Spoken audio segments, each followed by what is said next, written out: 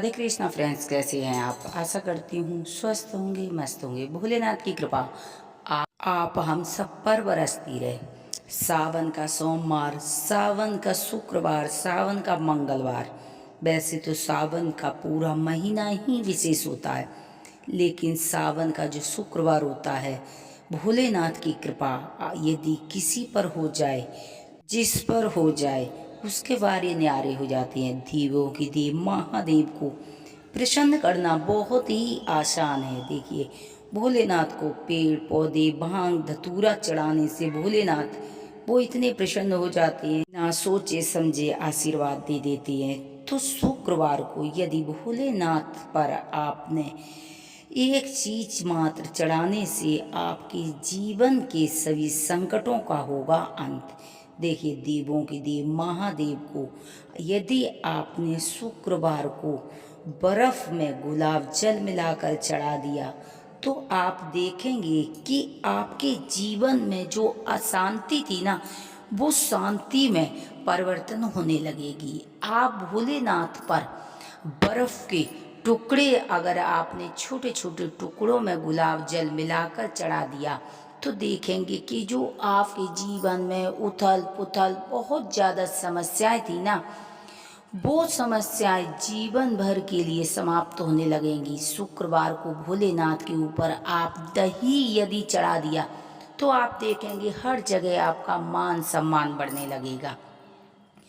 तो भोलेनाथ के ऊपर इत्र चढ़ाया, तो आपके जीवन में जो आपका जीवन संघर्षों से भरा था ना, वो सुगंधित होने लगेगा। भोलेनाथ को अलग अलग चीज चढ़ाने के अलग अलग महत्व हैं। भोलेनाथ को यदि यदि आपने कमल का फूल शुक्रवार को चढ़ा दिया और वहां बैठकर आपने भोलेनाथ के मंत्रों का जाप करना होगा, वहां बैठ के भोलेनाथ के मंत्रों का जाप करेंगे।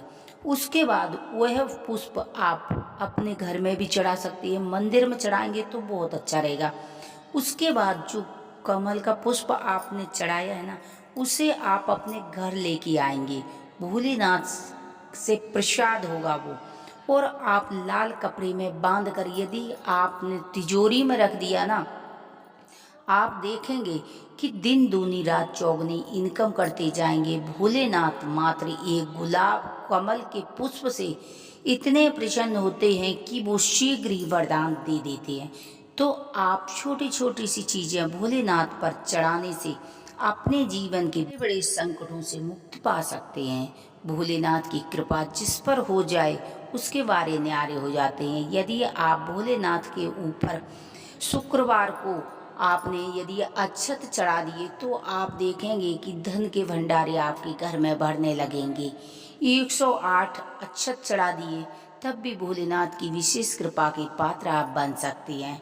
शुक्रवार को विशेष दीपक यदि आपने भोलेनाथ के मंदिर में जला दिया, तो आप देखेंगे कि आपके जीवन का जो अंधकार है ना, वो जन्मों जन्मों की गरीबी अंधकार समाप्त होने लगेगा।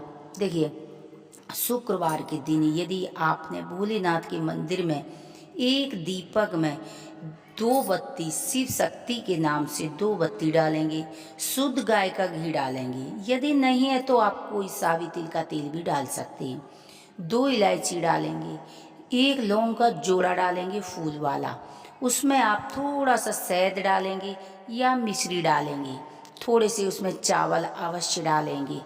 और ये आप शिव मंदिर में आपने शाम को शुक्रवार के दिन जला दिया, और जब आप दीप रखेंगे तो भूमि पर डायरेक्ट नहीं, यानी कि चावल पर आप रखेंगे। आप देखेंगे कि उसी क्षण से आपका जीवन में आनंद की अनुभूति होने लगेगी। बहुत छोटा सा उपाय है, तो इसे आप करके देखिए।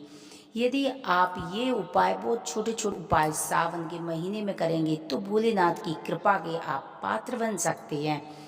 सदाशिव सदाशिव मंत्र का जाप कर सकती हैं, ओम नमः शिवाय मंत्र का जाप कर सकती हैं, ओम श्री शिवाय नमस्तुभ्यम इस मंत्र का भी आप जाप कर सकती हैं। यदि छोटे छोटे मंत्रों का आप शिव मंदिर में बैठ के जाप करेंगे, शिव चालीसा का पाठ करेंगे, तो आप देखेंगे कि माता पार्वती और भोलेनाथ की कृपा आपके ऊपर अवश्य होगी। छोटे छोटे से उपाय करते रहिए और आप अपने जीवन में बदलाव देखेंगे।